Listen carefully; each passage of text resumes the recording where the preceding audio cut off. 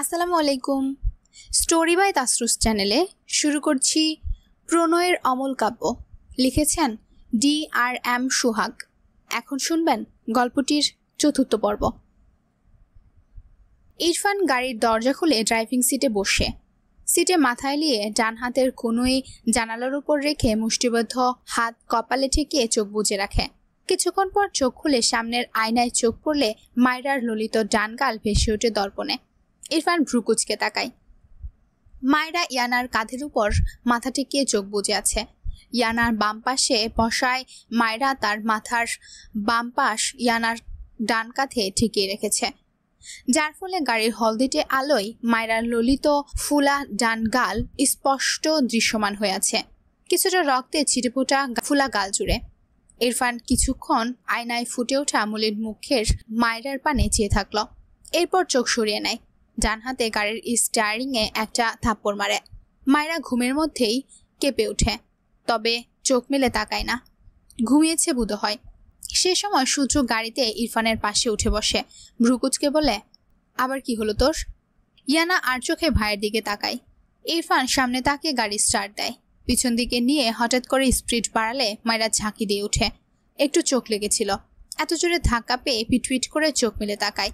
ইরফান গাড়ির স্পিড বাড়ায়। মায়রা চোখ বড় বড় করে তাকিয়ে বলে, এত জোরে চালাচ্ছেন কেন গাড়ি? আপনি আমার মারার জন্য এমন করছেন? খারাপ লোক। সূর্য পিছন ফিরে ইশারায় বলে, মেরি মা চুপ চুপ। মায়রা তো সূর্যর দিকে তাকালোই না, রেগে মেগে বলল, আস্তে চালান বলছি, একটু ঘুমিয়েও শান্তি দেয় না। ইয়ানার দিকে তাকিয়ে বলে, আসলে ভালো ছিটেফোঁটাও নেই তোমার ভাইটার মাঝে। ইরফান রেগে গাড়ির স্পিড আরো বাড়ায়। মায়রা কটমট দৃষ্টিতে ইরফানের মাথার পিছন দিকে তাকিয়ে থাকে, দুহাত আড়াআড়িভাবে গুজিয়ে বিড়বিড় করে, অসহ্য লোক একটা। ইয়ানা আর সূর্য অসহায় চোখে একবার মায়রার দিকে তাকায়, একবার ইরফানের দিকে। তাদের মন বলছে, এরা এমন কেন? মায়রার মাথায় কিছু একটা আসে। ইয়ানার কাছে গিয়ে ফিসফিস করে বলে, আচ্ছা আপু, বাবা যদি আমাদের বাইরে আসার কথা জানতে পারে তাহলে কি করবে?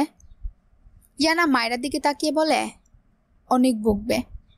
মায়রা ভীতু কণ্ঠে বলে, বাবা তো আমাকে নিজের মেয়ে বলেছিল, এখন একটা ভুল করে ফেলেছি, তাহলে যদি বাবা আমায় এই ভুলের জন্য আর নিজের মেয়ে না ভাবে? কথাগুলো বলে মনমরা হয়ে যায়। কিছুক্ষণের মাঝে ইরফান গাড়ি থামিয়ে গাড়ি থেকে নেমে দাঁড়ায়। মায়রা দ্রুত গাড়ি থেকে নেমে ইরফানের পিছনে গিয়ে দাঁড়িয়ে বলে, বাবাকে একদম বলবেন না, আমি আর আপু বাইরে গিয়েছিলাম। ইরফান ভ্রুকুচকে পিছন ফিরে তাকায়। মায়রা ইরফানের দিকে চেয়ে বলে, কথা বলছেন না কেন? একদম বলবেন না বাবাকে। ইরফান নীরব চোখে মায়রার দিকে চেয়ে আছে। মায়রা বিরক্ত হয়ে দুপা পিছিয়ে এসে বলে, আবার মারার প্ল্যান করছেন? আমি একদম মার খেতে ভয় পাই না। আপনি বাবাকে বলবেন না আমি বাইরে গিয়েছি, আমি না বলে গিয়ে অপরাধ করেছি, আপনি গাল ফেটে দিয়েছেন, শোধবোধ। ইরফান চোখ বুঝে দীর্ঘশ্বাস ফেলল। এই গর্ধব জানেই না সে কেন মার খেয়েছে। মায়রা কোমরে হাত দিয়ে বলে, বাবাকে বলে দেবার প্ল্যান করছেন তাই না? আপনি আসলে একটা। বলার আগেই ইরফান শক্ত হাতে মায়রার গাল চেপে ধরে। মায়রা ব্যথা পায়। ইরফান সেকেন্ড কয়েকের মাঝেই মায়রার গাল ছেড়ে বারবার শ্বাস নেয়। এর সাথে থাকলে এর গায়ে মারের দাগ ছাড়া কিছুই পাওয়া যাবে না। পেছন থেকে তারেক নেওয়াজ বলে ওঠে, কি হয়েছে? কে কথা বলে ইরফান? শ্বশুরের গলা পেয়ে মায়রার চোখ বড় বড় হয়ে যায়। দ্রুত ইরফানের গা ঘেঁষে ইরফানের পিছে গিয়ে ইরফানের পিঠের দিকে সার দু হাতে খামচে ধরে, পিছনে মুখ লুকায়।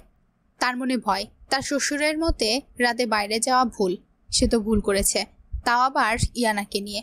এখন তার এই বাবাটাও যদি তাকে আর মেয়ে না মানে। ইরফান ফোঁস করে শ্বাস ফেলে সামনে পা বাড়ালে মায়রা ইরফানের শার্ট টেনে ধরে। ইরফানের পা থেমে যায়। ছেলেটা বিরক্তির নিঃশ্বাস ফেলে। ওপাশ থেকে সূর্য আর ইয়ানা গাড়ি থেকে বের হয়ে দাঁড়িয়েছে। সূর্য ইরফানের পিছনে মায়রাকে এভাবে দেখে অবাক হয়। ইরফান পেছনে হাত দিয়ে শক্ত হাতে ঝাড়া দিয়ে মায়রার হাত ছাড়িয়ে নেয় নিজের শার্ট থেকে। এরপর উল্টো করে মায়রার দিকে তাকায় গম্ভীর মুখবয়ে। মায়রা দুপা পিছিয়ে যায়। বিড়ালের থেকে বাঁচতে বাঘের কাছে আশ্রয় চেয়েছে। কত বড় ভুল করেছে বুঝতেই দ্রুত মায়রা তার দু হাত তুলে দু গালে রাখে, কাদো কাদো মুখ করে বলে, একদম মারবে না বলে দিচ্ছি, আমি ব্যথা পাই, গালটা এখনো জ্বলছে। ইরফান তীক্ষ্ণ চোখে মায়রার মুখের দিকে চেয়ে রইল, কিছু বলল না। এরপর মায়রার পাশ কাটিয়ে চলে যায়। মায়রা বোকা চোখে সামনে তাকালে তার শ্বশুরকে দেখে চোখ বড় বড় হয়ে যায়। তারেক নেওয়াজ এগিয়ে এসে মায়রাকে দেখে বলে, আম্মু তুমি এখানে? কোথায় গিয়েছিলে? মায়েরা আমতামতা করে বলে, ওই গিয়েছিলাম। এর মাঝে তারেক নেওয়াজের চোখ যায় মায়রার গালের দিকে। সন্ধ্যার পর সে মায়রাকে দেখেছিল। মেয়েটার গাল এমন ছিল না। এমন গালের মাঝে দাগ, এইটুকু সময়ের মাঝে গালপিটের রক্ত বের হওয়ার উপক্রম হয়েছে কিভাবে ভেবে পায় না। তাই প্রশ্ন করে, তোমার গালের এই অবস্থা কি করে হলো আম্মু? তারেক নেওয়াজের কথা শুনে ইরফানের পা থেমে যায়। মায়রা বলতে চায়, আপনার ছেলের লোহার মতো হাত দিয়ে আমার এত কোমল ত্বকে আঘাত করেছে। কিন্তু মনের কথা মনেই রাখল। এমনিতেই তাকে নিয়ে কত অশান্তি হয়েছে, এটা বললে নিশ্চয় আরো অশান্তি হবে, বাবা ছেলের মাঝে আরো রাগারাগি হবে। এসব ভেবে আর বলল না। কিন্তু কি বলবে ভেবে হঠাৎই মাথায় বুদ্ধি আসে। অতঃপর মৃদু হেসে বলে, আমি বাথরুমে পড়ে গিয়েছিলাম বাবা, তাই আর কি, ঠিক হয়ে যাবে, কিছু হয়নি। তারেক নেওয়াজ ভ্রু কুচকাল। তাকে এই নিয়ে আর ভাবতে হয় না। ইরফান এগিয়ে এসে গম্ভীর গলায় বলে, আমি মেরেছি। পেছন থেকে ইরফানের কথা শুনে মায়েরা পিছন ফিরে চোখ বড় বড় করে তাকায়। ইরফান রাগান্বিত চোখে মায়েরার দিকে চেয়ে বলে, ইডিয়েট, লাইয়ার হতে শিখেছে বাচ্চা গালেই। তারেক নেওয়াজ রেগে বলে, তুমি আবার ওকে মেরেছ? ইরফান যেতে যেতে শক্ত কণ্ঠে বলে, বাদরামি করেছে, শাস্তি পেয়েছে, দ্যাটস ইট। তারেক নেওয়াজ রেগে বলে, তুমি সত্যি একটা অমানুষ হয়েছ। এই মেয়েটাকে মারতে তোমার একটু মায়া হয় না? ইরফান রাগে তাদের মেন গেটে একটা লাথি মেরে বাড়ির ভিতরে চলে যায়। তারেক নেওয়াজ অবাক হয়ে দেখলো ইরফানকে। চোখ বুজে দীর্ঘশ্বাস ফেলল। এসব আর নতুন কি? তার কেন যেন বারবার মনে হচ্ছে বিয়েটা দিয়ে তিনি সত্যি বড় ভুল করেছেন। মায়েরার দিকে তাকালে দেখলো মায়েরা তার দিকে তাকিয়ে আছে অসহায় চোখে। মায়েরা হঠাৎই হেসে বলে, বাবা আপনি রাগ করবেন না, আমার ব্যথা তো অর্ধেক সেরেই গিয়েছে, কিছুক্ষণ পর পুরোটাই সেরে যাবে। তারেক নেওয়াজকে চুপ থাকতে দেখে মায়েরা আবারও বলে, বাবা আমি একটা কথা বলতে চাই। তারেক নেওয়াজ মায়েরার দিকে তাকিয়ে মৃদু হেসে বলে, হ্যাঁ আম্মু বলো। কথাটা বলে পাশ ফিরে ইয়ানা সূর্যকে দেখে ভ্রু কুচকালো। আবার মায়েরার দিকে তাকালো। এরা সবাই গিয়েছিল কোথায়? ইয়ানার দিকে তাকিয়ে বলল, তোমরা কোথায় গিয়েছিলে? মায়েরা ভাবে এক্ষুনি ইয়ানা আপুকে বকলো বলে। দ্রুত বলে ওঠে, আমি নিয়ে গিয়েছিলাম বাবা। তারেক নেওয়াজ ভ্রু কুচকে বললেন, কোথায়? মায়েরা হেসে বলল, আচ্ছা আগে একটা কোশ্চেন্সের অ্যান্সার দিন। ধরুন আপনার এক মেয়ে প্রথমবার বড় একটা ভুল করেছে, এরপর আপনার কাছে ক্ষমা চাইছে, আর সে দ্বিতীয়বার ভুল করবে না, আপনি কি তাকে ক্ষমা করবেন নাকি শাস্তি দিবেন? তারেক নেওয়াজ কুচকানো ভ্রু শিথিল করে বলল, তা কি ভুল করেছ আম্মু? মায়েরা হিহি করে হেসে বলে, বাবা আমার ফুচকা অনেক পছন্দের, তাই এক্সাইটমেন্টে একা একাই চলে গিয়েছিলাম।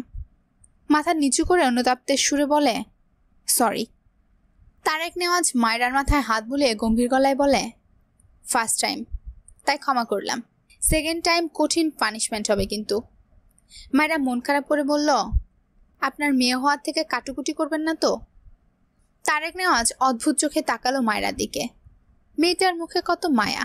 বাবা মারা গিয়েছে, সে হিসেবে মেয়েটা এতিম, বাবার আদর পায় না, মায়ের আদরও সেভাবে পায় না। এই জন্য তিনি তার বন্ধুর মেয়েকে তার কাছে নিয়ে আসলো।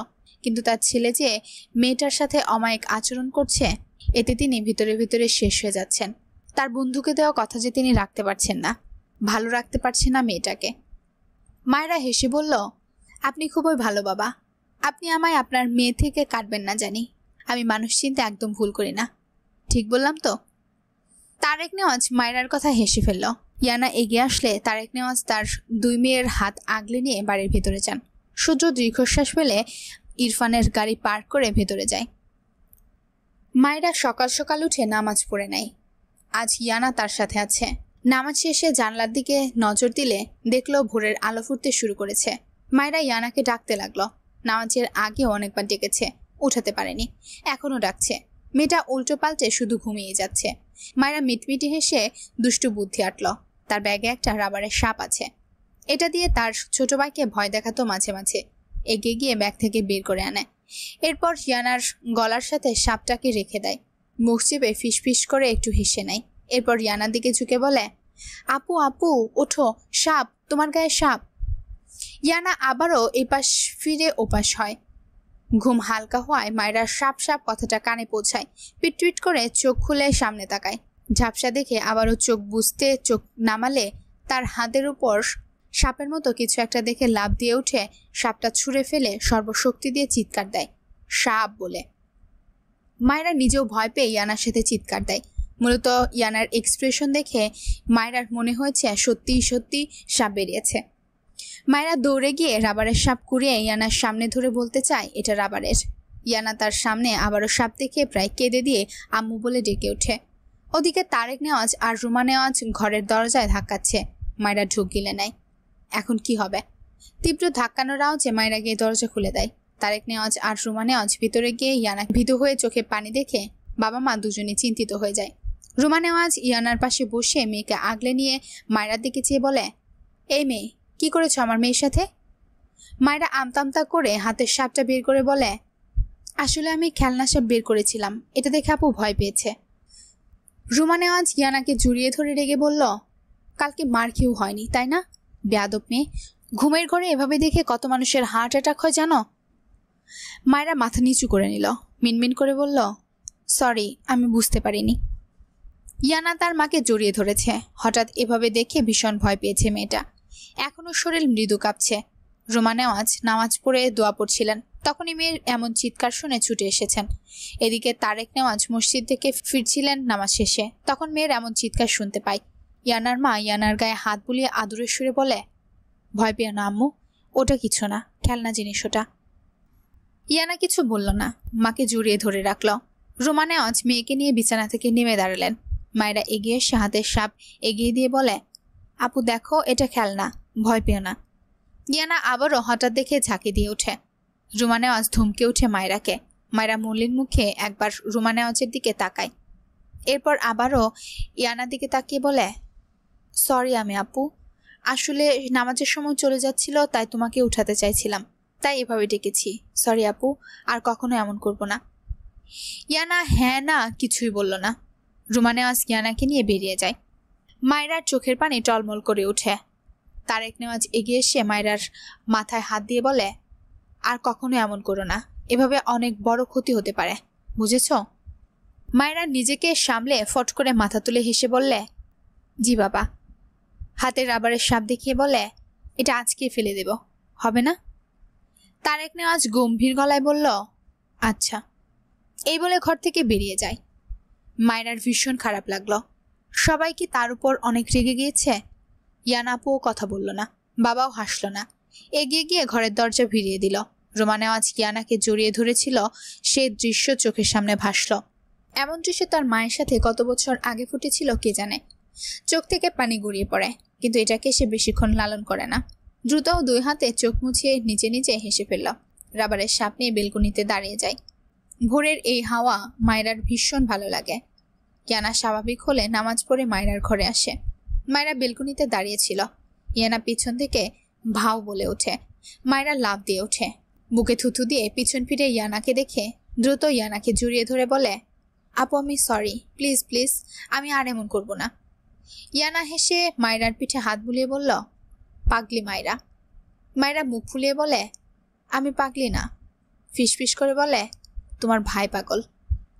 পেছন থেকে রুমা নেওয়াজ হাতে এক কাপ চা নিয়ে দাঁড়িয়ে গম্ভীর গলায় বললেন, কে পাগল? মায়েরা রুমা নেওয়াজকে দেখে ভীতু চোখে তাকায়। আমতা আমতা করে হে হে করে হেসে বলে, ওই আমি। ইয়ানার মা ইয়ানার হাতে চায়ের কাপ দিয়ে বলে, তোমার গুণধর ভাবিকে এটা খেয়ে আমাকে উদ্ধার করতে বলো, আর সব বিয়াদবি ছাড়তে বলো। মায়েরা মাথা নিচু করে মিনমিন করে বলে, আমি বিয়াদবি করি না তো আন্টি, আমি খুব ভালো, আপনি আমার সাথে একদিন কাটিয়ে দেখুন। রুমা নেওয়াজ ধমকে বললেন, একজন বাবা আরেকজন আন্টি? মায়েরা অবাক হয়ে রুমা নেওয়াজের দিকে তাকিয়ে বলে, তাহলে আপনাকে কি বলবো? রুমা নেওয়াজ দীর্ঘশ্বাস ফেলে ইয়ানার হাতে চায়ের কাপ ধরিয়ে দিয়ে ঘর থেকে বেরিয়ে যায়। মায়েরা ইয়ানার দিকে তাকালে ইয়ানা হেসে বলে, তোমাকে আম্মু বলে ডাকার ইঙ্গিত দিয়েছে আম্মু। মায়েরা চোখ বড় বড় করে ইয়ানার হাত ধরে ঘুরতে নিলে ইয়ানার হাত থেকে গরম চায়ের কিছুটা মায়েরার পায়ের উপর এসে পড়ে।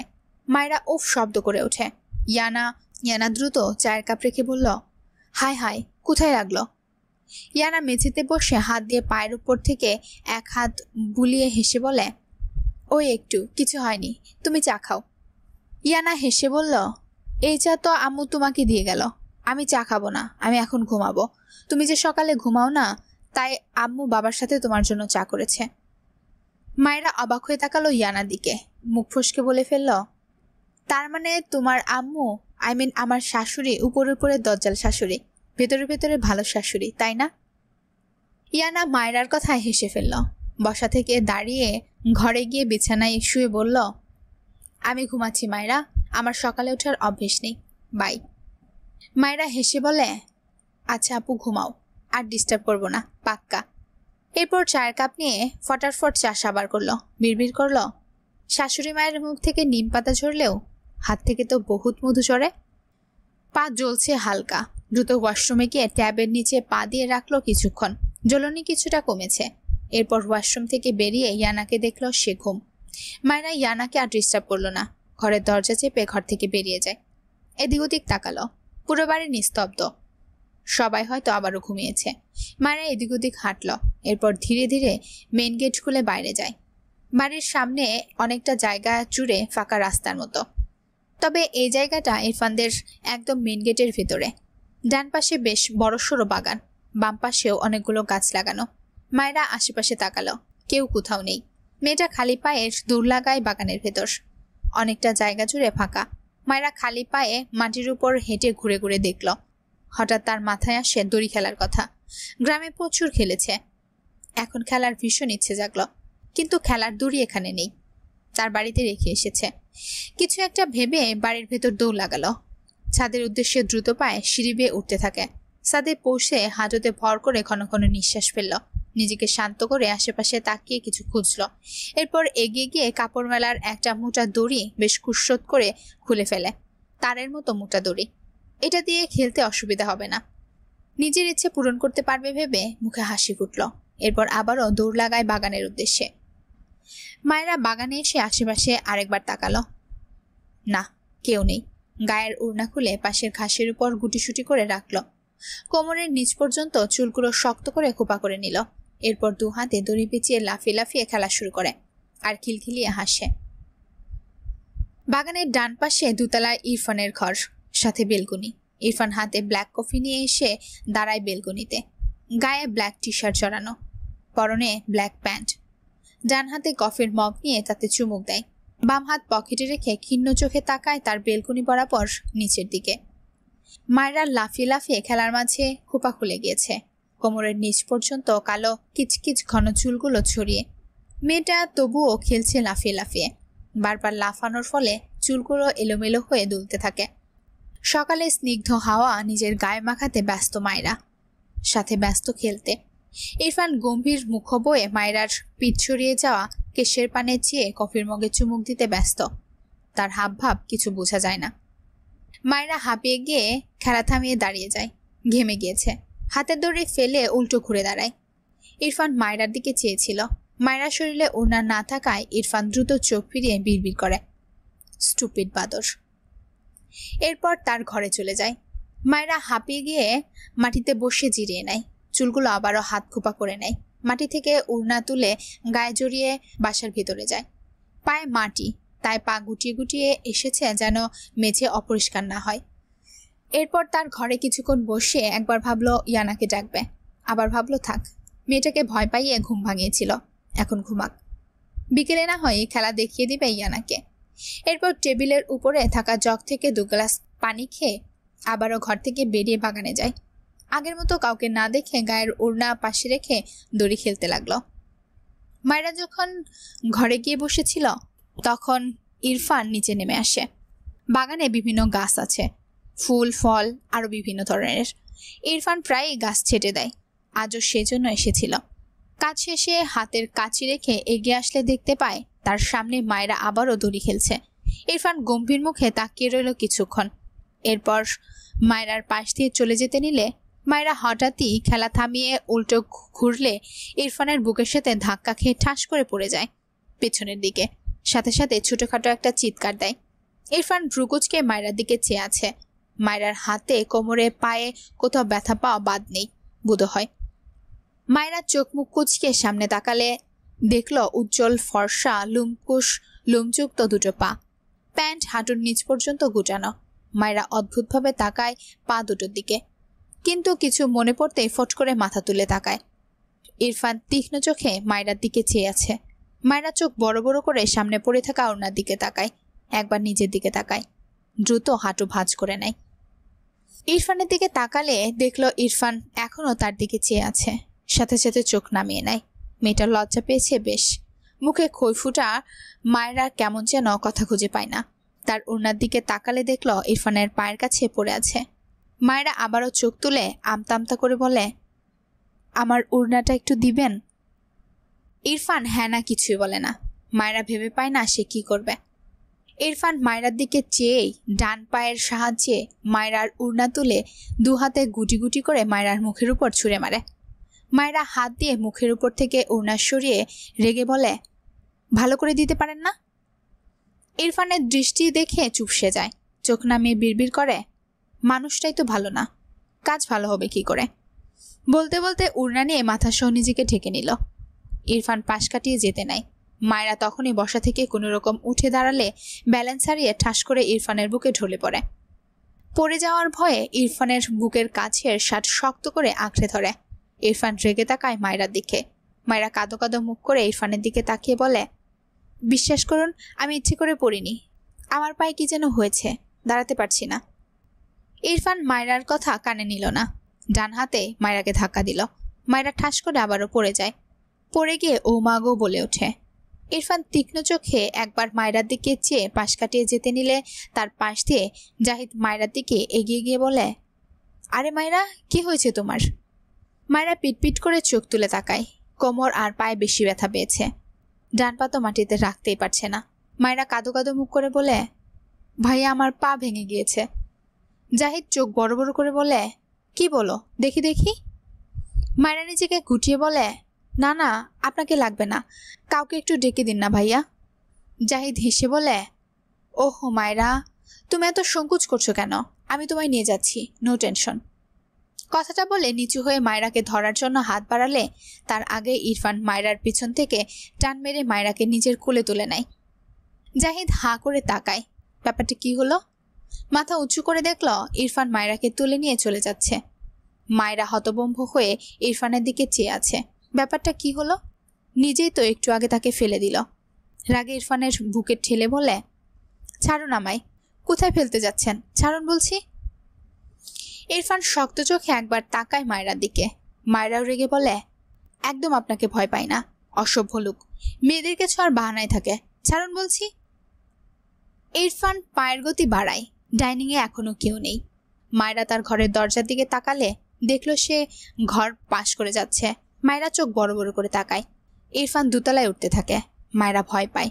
হায় আল্লাহ, তাকে ছাদ থেকে ফেলে দিতে যাচ্ছে নাকি? রেগে মেগে ইরফানের গলা খামছে ধরে। ইরফান একটা টু শব্দ করল না। তার ঘরের দরজা পা দিয়ে লাথি মেরে মায়েরাকে এক প্রকার ছুঁড়ে মারে ঘরের ভেতরে। মায়েরা ছিটকে পড়ে মেঝেতে, কোমরে ব্যথা পেয়ে গুঙিয়ে ওঠে। ইরফান হাঁটু মুড়ে মায়েরার গাল বাম হাতে শক্ত করে ধরে দাঁতে দাঁত চেপে বলে, এই মুখ চালানোর শিক্ষা আমি তোকে দেব, ওয়েট। পর্বটা আপনাদের কাছে কেমন লেগেছে অবশ্যই কমেন্টের মাধ্যমে জানিয়ে দিন। যদি ভালো লেগে থাকে একটা লাইক করে দিন। পরবর্তী পর্বের জন্য অপেক্ষা করুন। পরবর্তী পর্ব খুব শীঘ্রই নিয়ে হাজির হব। ততক্ষণে চোখ রাখুন স্টোরি বাই তাসরুস চ্যানেলে। আর যারা আমার চ্যানেলটাকে সাবস্ক্রাইব করেননি তারা প্লিজ দয়া করে চ্যানেলটাকে সাবস্ক্রাইব করে দিন। ধন্যবাদ।